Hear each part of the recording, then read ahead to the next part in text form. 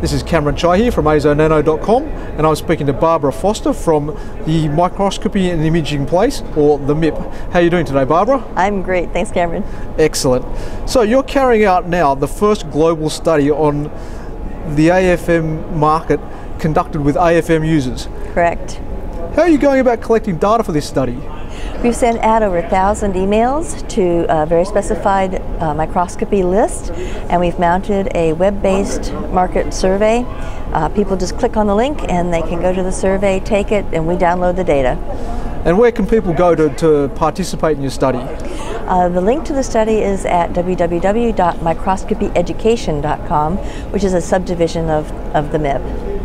Okay, and what are you actually trying to achieve through this market research study? The microscopy market is poorly reported, and we're trying to get real data from the horse's mouth, as it were, rather than just anecdotal or speculative data by interviewing odds and ends here and there. All right, and are there any other studies that you routinely cover in your work? Market research is an important part of what we do. We are strategic consultants to the microscope and imaging market, and we've conducted hundreds of paper-based and web-based studies over the years.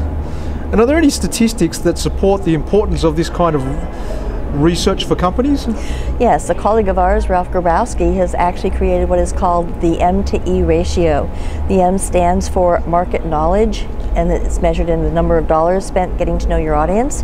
The E are the dollars spent on early stage pre-commercialization, research, development, and engineering.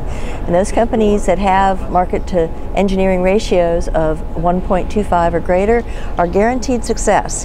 Unfortunately, a lot of companies spend more on the order of 10 cents getting to know their end user versus engineering dollars, and they fail. It's a very interesting scattergram, totally bimodal, no outliers. So if you ever wanted to predict whether or not your business was likely to succeed, you should calculate the M to E ratio. So that's obviously something that's quite important to startups then?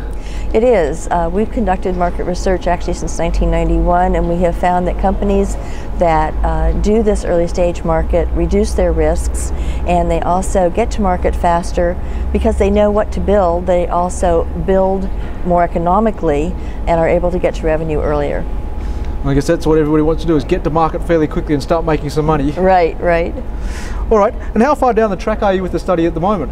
We're about halfway there. We'll finish data collection next week and expect to have a report out at the end of March. And the data that you're collecting, how long would you expect that to be valid for? This is very basic data, generic profile of the industry, and so we would expect it to stay in place for about a year or two. So companies that are now developing and are going to be entering the market through about 2010 probably would find this very valuable. And there are lots of companies out there that do market research reports like the one that you're doing. What makes your company different? We have a unique matrix of technical expertise as well as business development and marketing experience. We're able to understand the end user much better, and therefore we're able to launch more successfully. And finally, if anybody's interested in obtaining copies of your report, first of all, when will it be out and where can people get it from? Summaries will be posted at www.microscopymarket.com, and the report will be available there as well. All right, Barbara, thanks very much for your time, and we look forward to hearing the results of your report when it becomes available later on this month. Thanks, Cameron.